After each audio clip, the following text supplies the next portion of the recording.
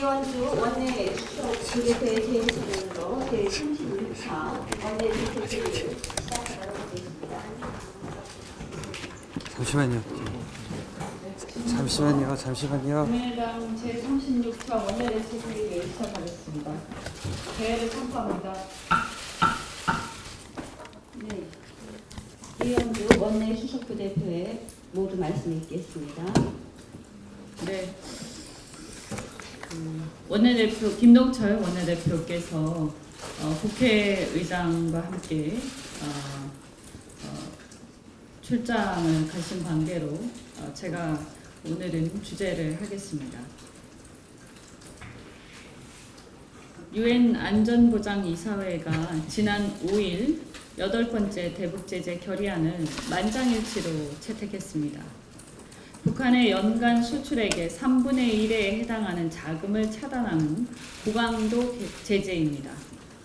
맥메스터 미 백악관 국가안보보좌관은 대북 예방 전쟁 가능성을 언급한 데 이어서 헤일리 유엔 주재 미국 대사도 더 이상 장난치는 것이 아니라고 경고했습니다. 이처럼 한반도를 둘러싼 상황이 긴박하게 돌아가고 있습니다. 8월 위기설까지 나돌며 국민의 불안이 커지고 있습니다. 이에 비해 문재인 대통령과 청와대의 대응은 너무 안일하기만 합니다. 휴가 이후 뒤늦게나마 이뤄진 문 대통령의 트럼프 대통령과의 통화는 국민의 불안을 풀어주기에는 미흡했습니다.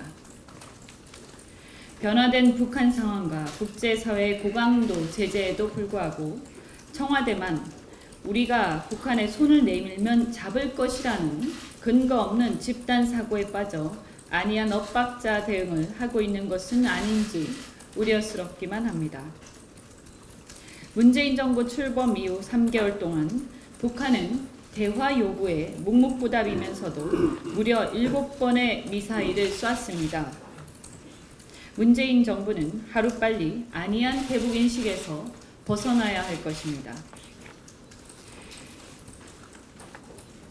미국, 중국 등과 정보 공유와 긴밀한 접촉을 통해서 코리아 패싱이 일어나지 않도록 하면서 우리의 안보와 대북 관계에 있어서 좀 더 진중한 자세가 필요하지 않나 이렇게 생각합니다.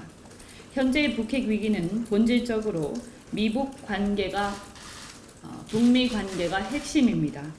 그래서 미국의 대응, 미국 중국 관계 그리고 북중 관계가 중요하다고 할 것입니다. 다시 한번 말씀드리지만 미국 중국 등과의 정보 공유 그리고 긴밀한 접촉이 이번 북핵 위기의 해법의 핵심이라고 할 것입니다. 코리아 패싱이 일어나지 않도록 정부의 진중한 자세, 대북 접근법이 필요하다고 생각합니다. 지난 2일 문재인 정부는 2017년도 세제 개편안을 발표했습니다. 이번 세제 개편안의 핵심은 고소득자 및 고소득 기업에 대한 증세로 법인세 2천억 원 초과 과표 구간 세율을 22%에서 25%로 인상하는 것, 그리고 소득세 3에서 5억 원 과표 구간 신설하고 38%에서 40% 인상, 5억 원 초과 과표 구간에서는 세율을 2% 인상하는 것이 핵심 내용입니다. 물론 증세에 대해서는 사회적 필요성과 부과 대상, 세율 등에 대해 국회에서 심도 깊게 논의해야 합니다. 그러나 이번 세제 개편안을 발표하기까지 정부가 증세 이슈에 접근하던 방식과 태도 그리고 철학을 비판하지 않을 수 없습니다. 지난달 19일 국정 100대 과제 발표 당시 공식 집계상으로도 5년간 200조 가까운 재원이 필요한데도 가장 중요한 재원 조달 방안에 관한 정부의 제대로 된 언급이 없었습니다. 때문에 발표 이후 재원과 관련된 여론의 비판은 당연한 결과였고 그제야 청와대와 정부, 여당은 부랴부랴 각기 증세안을 내놨지만 법인세 명목세율 인상 여부에 혼선까지 빚는 등 중구난방이었습니다. 이는 정부 여당이 세출과 세입에 대한 종합적인 재정계획을 애초에 고려하지 않았다는 것을 방증한 것입니다. 그리고 재원에 대한 고려 없이 인기 영합의 대중 추수주의 정책을 발표하고 재원이 부족하면 증세를 하겠다는 세금 만능주의의 국정 철학을 드러낸 것입니다. 더군다나 더욱 문제가 되는 것은 문재인 정부가 소득주도 성장을 하겠다며 엉뚱하게도 공무원 17만 4천 명 채용 등 공공부문을 비대화하는 방향으로 정부 지출을 하고 있다는 점입니다. 그런데 여기에 충분한 논의와 공론화 과정 없이 증세가 이루어진다면 공공부문과 민간부문의 격차만 더욱 벌리는 결과를 가져오는 것은 아닌지 우려하지 않을 수 없습니다. 지금 군산조선소가 폐쇄돼서 전북 경제가 큰 위기에 처했지만 문재인 정부는 제대로 된 대책 하나 내놓지 않고 있습니다. 그리고 최근 한국 GM의 국내 철수설까지 언론을 통해 보도되고 있는 상황입니다.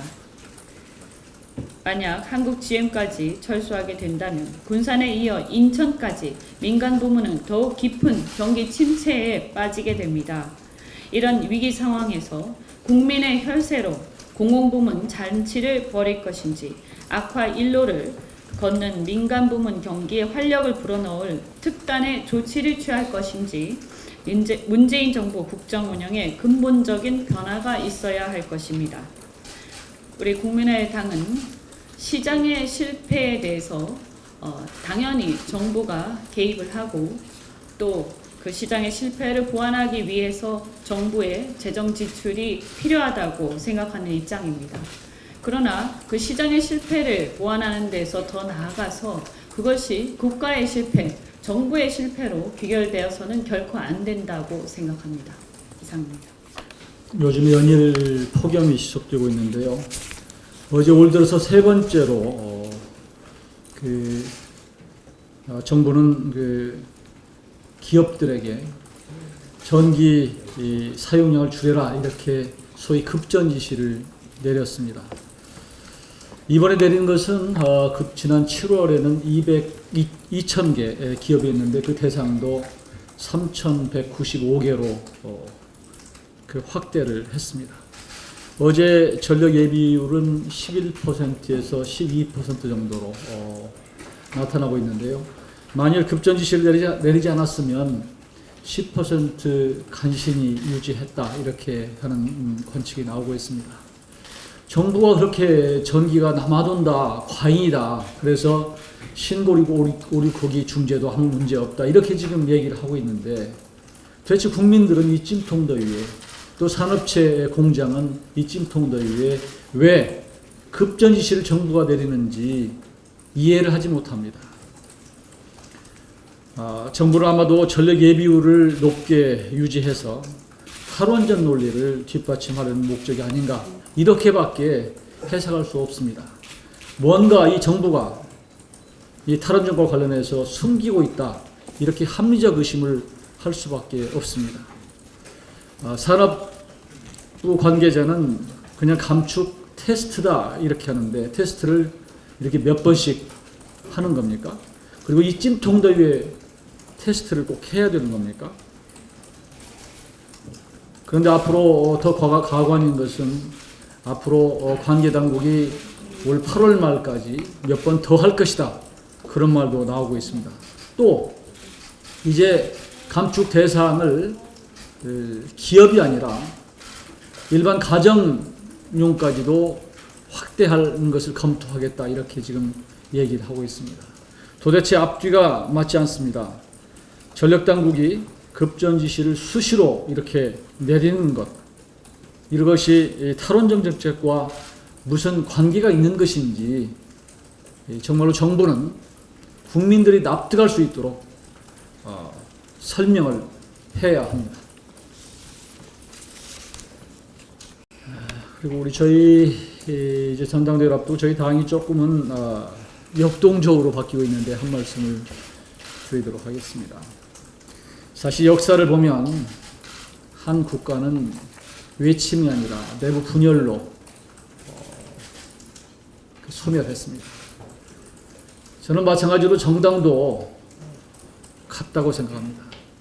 우리 당이 전당대회를 앞두고 내부 분열을 겪고 있어서 상당히 위기 상황이다. 저는 이렇게 느끼고 있습니다.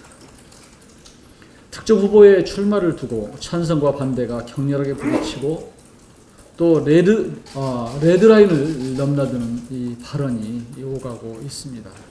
참으로 안타깝습니다. 국민이 지켜보고 있습니다. 지금 같은 갈등과 분열을 우리 스스로 극복하지 못하면 누가 당대표가 돼도 국민의 지지 회복도 당의 회생도 어려울 것이다, 이렇게 생각이 듭니다.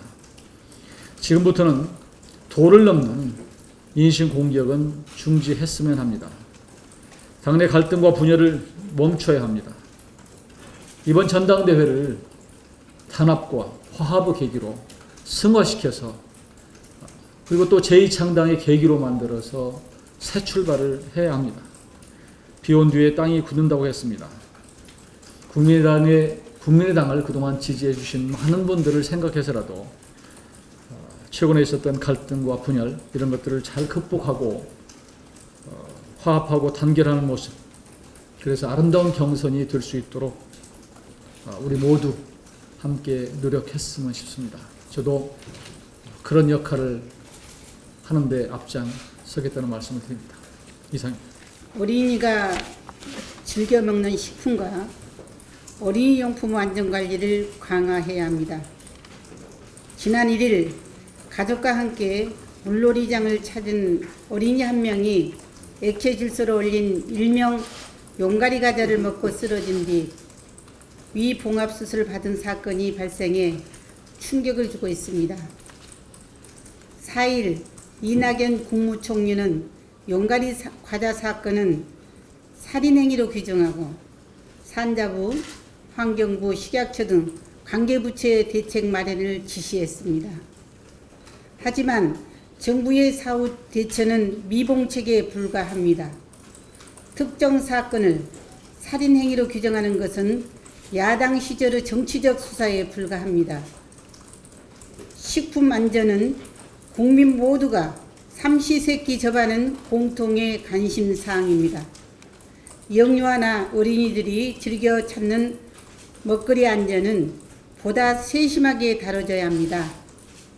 정부는 정치적 수사에만 매몰되지 말고 책임 있는 국정 운영에 전념하고 국민이 체감하는 식품 안전에 최선의 노력을 다해야 할 것입니다. 저출산 시대에 어린이 안전을 이어가는 각종 요소를 사전에 점검하고 정부 차원의 관리 강화를 긴급히 요구합니다. 이상입니다.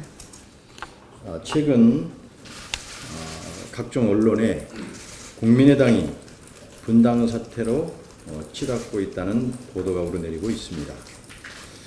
안철수 전 대통령 후보의 당대표 출마를 놓고 내홍을 겪고 있는 것은 사실이지만 분당은 결코 아니라고 생각합니다. 분당이나 탈당을 운이하는 것은 너무 심한 억측입니다. 그런 생각을 가진 의원들은 단 한 명도 없다고 확신합니다. 지금은 당이 뭉쳐야 할 때라는 것을 모든 의원들이 너무나 명백하게 인식하고 있기 때문입니다. 현재의 상황은 안철수 전 후보가 당대표에 출마해서는 안 된다는 의원들의 논리와 출마를 강행하고자 하는 안 전 후보의 논리가 충돌하고 있는 상황입니다. 그러나 그럼에도 불구하고 이러한 충돌과 오가는 말들이 분당을 내포하고 있지는 않다고 확신합니다. 일부에서 이 사태를 두고 분당을 부추기는 듯한 발언을 하고 있습니다. 분당으로 갈 것이라는 분석을 내놓기도 합니다. 이것은 결코 온당치 못합니다. 싸움을 부추기고 그것을 즐겨서는 안 됩니다. 국민의당을 괴멸시키려는 음모가 있는 것이 아닌가 하는 의심도 지울 수가 없습니다. 지금은 충돌하고 싸우지만 오로지 새로운 결론을 내기 위한 과정이라는 것을 우리는 너무 잘 알고 있습니다. 우리는 국민이 만들어준 다단계를 지키기 위하여 지혜와 용기를 발휘할 것입니다. 모든 당원이 하나로 뭉쳐서 당이 겪고 있는 위기를 극복해 나갈 것입니다. 당을 지키기 위해 아픈 상처를 치유하며 몸부림치고 있는 국민의당에 격려와 사랑을 보내주실 것을 기대합니다. 이상입니다. 법원이 5.18 민주화운동을 왜곡한 전두환 회고록과 지만원의 5.18 영상 고발 화보에 대해 출판 배포 금지 결정을 내렸습니다. 아주 당연한 결과입니다. 손해배상 본안 소송도 조속하게 판결이 나야 할 것입니다. 또한 사자 명예훼손 혐의에 대해서도 검찰은 신속한 수사를 통해 엄벌해야 합니다. 내란죄로 1심에서 사형 선고를 받고 항소심에서 무기징역으로 감형됐던 반인륜적 범죄자가 이제 와서 자신이 피해자이고 죄가 없는 것처럼 역사를 부정하고 왜곡하려는 의도는 용서할 수 없는 행위입니다. 5.18 정신을 다시금 바로 세우고 피해자 유족들의 한을 달래주기 위해서라도 전두환을 명예훼손과 모욕죄로 다시 법정에 세워야 합니다. 요즘 5.18을 다룬 택시운전사 영화가 연일 국민들의 큰 사랑을 받고 있습니다.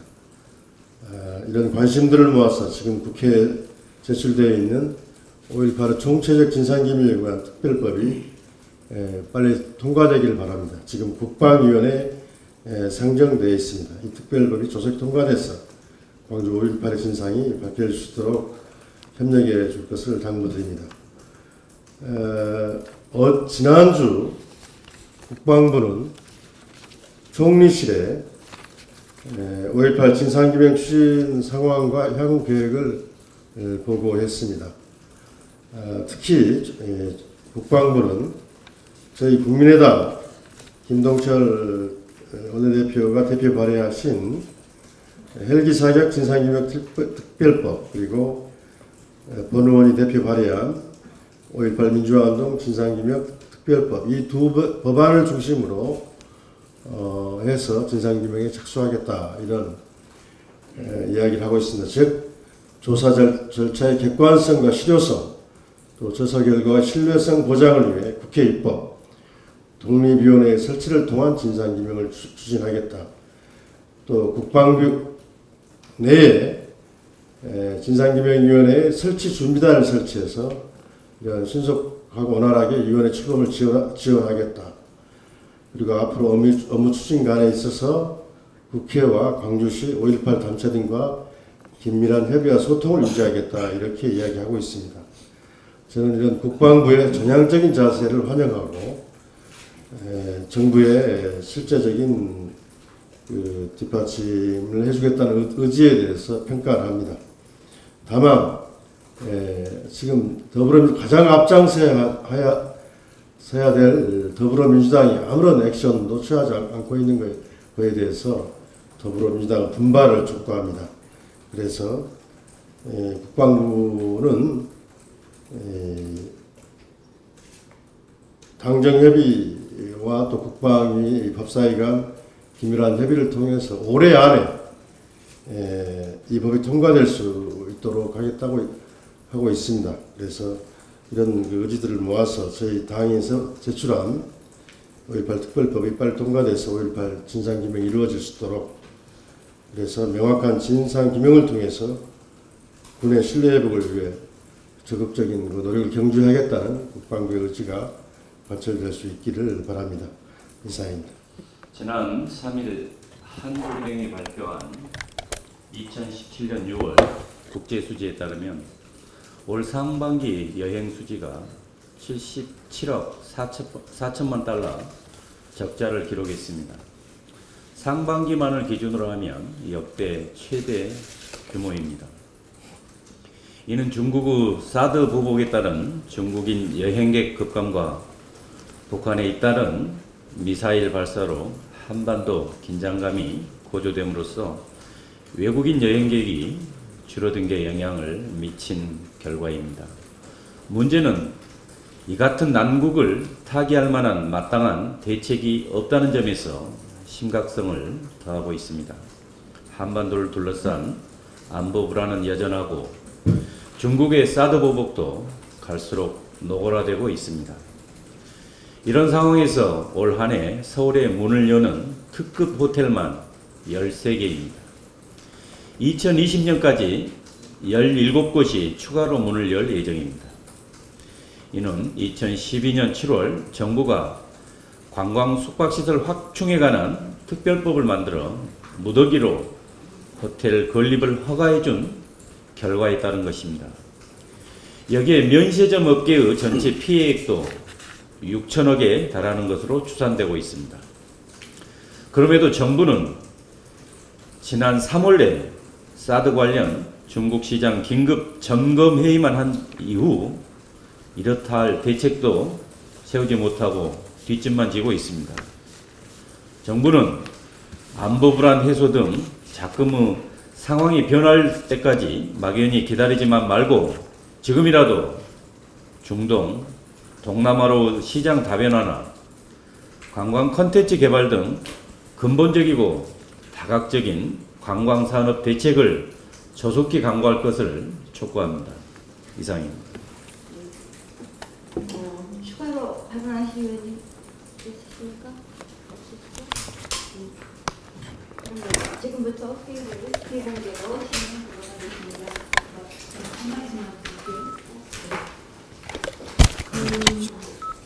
의원님들께서 이번 전대 관련해서 좋은 말씀들이 있었습니다. 최근 전대 관련해서 당내 갈등에 대해서 많은 의원님들이 걱정을 하고 있는데요. 그러나 너무 조용한 것도 사실은 좋은 것은 아니라고 생각을 합니다. 우리가 대선 패배 후에 당내 치열한 논쟁과 이런 것들이 있었어야 하는데 오히려 너무 조용했기 때문에 걱정하는 분들도 계셨습니다. 그래서 저는 어설픈 봉합보다는 치열한 논쟁을 통해서 혁신의 과정이 되길 바랍니다. 단 그것이 전대를 통해서 잘 극복되어야 한다는 것이 전제가 되어야 할 것입니다. 이번 전대는 단순한 권력 투쟁이나 줄 세우기를 벗어나서 우리 국민의당이 나아갈 방향과 노선을 두고 치열하게 논쟁하는 혁신전대가 되어야 합니다. 지금의 갈등이 전대 이후 더욱 단단하고 강한 국민의당으로 거듭나는 계기가 되길 바랍니다. 저도 함께 또 우리 여기 계신 의원님들도 함께 노력하겠습니다. 감사합니다. 네, 지금부터 회의를 비공개로 진행하도록 하겠습니다. 협조 부탁드리겠습니다.